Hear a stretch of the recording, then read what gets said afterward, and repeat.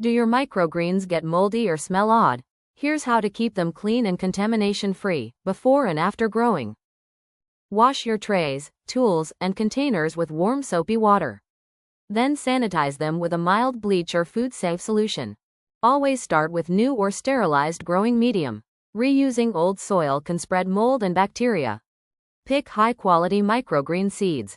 You can even soak them in a mild hydrogen peroxide solution for 10 minutes to kill surface germs. Choose a bright place with good airflow, away from compost bins, pets, or garbage. Don't overwater. Water from the bottom tray and make sure your greens stay moist, not soggy. Use a small fan for airflow and always wash your hands or use gloves when handling trays. Look for white fuzz, slimy patches, or bad smell, and remove any affected spots right away. Use clean scissors for harvest, and store your microgreens in clean containers inside the fridge. Don't reuse soil. Wash and sanitize all trays and tools before the next batch. Follow these easy hygiene steps to grow safe, healthy microgreens every time.